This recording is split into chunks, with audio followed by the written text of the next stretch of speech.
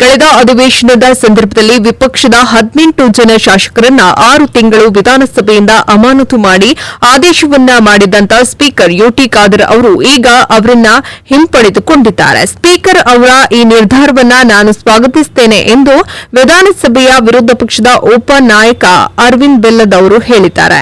ಈ ಕುರಿತು ಧಾರವಾಡದಲ್ಲಿ ಮಾಧ್ಯಮಕ್ಕೆ ಪ್ರತಿಕ್ರಿಯೆಯನ್ನ ನೀಡಿದ್ದಂತ ಅವರು, ಸ್ಪೀಕರ್ ಅವರು ವಿಪಕ್ಷದ 18 ಶಾಸಕರನ್ನ ಅಮಾನತು ಮಾಡಬಾರದಾಗಿತ್ತು. ಒಂದು ವೇಳೆ ಮಾಡೋದಾದ್ರೆ ಒಂದು ಅಧಿವೇಶನದಿಂದ ಮಾತ್ರ ಹೊರಗೆ ಇಡಬಹುದಾಗಿತ್ತು. ಈ ಹಿಂದೆ ಇಂತಹ ಘಟನೆಗಳು ನಡೆದಾಗ ನ್ಯಾಯಾಲಯ ಸ್ಪೀಕರ್ ಅವರ ನಿರ್ಧಾರವನ್ನ ಕಟುವಾಗಿ ವಿರೋಧ ಮಾಡಿದೆ. ಜೊತೆಗೆ ಸ್ಪೀಕರ್ ಅವರಿಗೆ ಅಮಾನತು ಅಧಿಕಾರ ನಿರ್ಧಾರ ಸರಿಯಲ್ಲ ಎಂದು ಮನವಿಯನ್ನ ಮಾಡಿದ್ವಿ.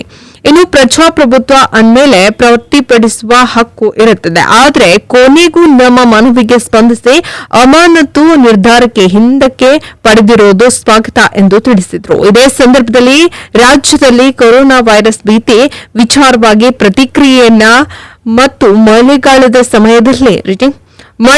ಸಮಯದಲ್ಲಿ ನೆಗಡಿ ಕೆಮ್ಮು ಸಾಮಾನ್ಯ, ಯಾರು ಭಯಪಡುವ ಅಗತ್ಯವಿಲ್ಲ. ನೆಗಡಿ ಕೆಮ್ಮು ಇದ್ದಲ್ಲಿ ವೈದ್ಯರ ಸಲಹೆಯನ್ನ ಪಡೆದು ಮಾತ್ರೆಯನ್ನ ತೆಗೆದುಕೊಳ್ಳಿ. ವಿಪರೀತ ನೆಗಡಿ ಕೆಮ್ಮು ಕೊರೋನಾ ಲಕ್ಷಣಗಳು ಕಂಡು ಬಂದಲ್ಲಿ ಪರೀಕ್ಷೆಯನ್ನ ಮಾಡಿಸಿ ಎಂದು ಕಿವಿ ಮಾತನ್ನ ಹೇಳಿದ್ರು.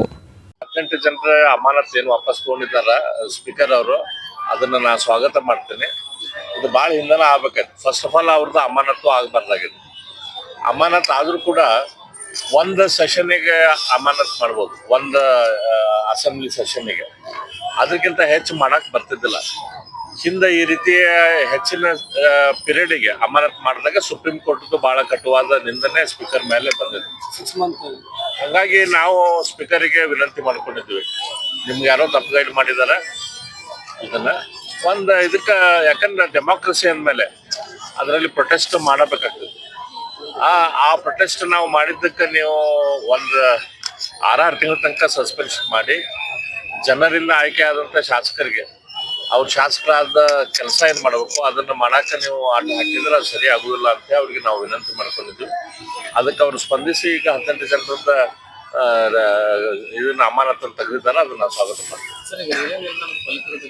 ಕೋವಿಡ್ ಇರೋದು ಅದು ಏನೀಗ ಮಳೆಗಾಲ ಅಂದ್ಮೇಲೆ ಸ್ವಲ್ಪ ನೆಗಡಿ ಅದು ಇದ್ದಂಗ. ಈಗೇನ್ ಕೋವಿಡ್ ಅಂತ ಹೆದರ್ಕಿಲ್ಲ. ಅದಕ್ಕೇನ್ ಟ್ರೀಟ್ಮೆಂಟ್ ಅಂತೂ ಏನಂತ ಗೊತ್ತಾಗೈತಿ. ಅದಕ್ಕೆ ಬಹಳ ಅನಾವಶ್ಯಕವಾಗಿ ಗಾಬರಿ ನಾವು ಮಾಡುವಂತದ್ದು ಅವಶ್ಯಕತೆ ಇಲ್ಲ. ಕೋವಿಡ್ ಲಕ್ಷಣ ಕಂಡ್ರೆ ಇಮಿಡಿಯೇಟ್ಲಿ ಗುಳಿಗೆ ತಗೊಂಡು ಕಾಳಜಿ ತಗೊಂಡ್ರೆ ಆಯ್ತು.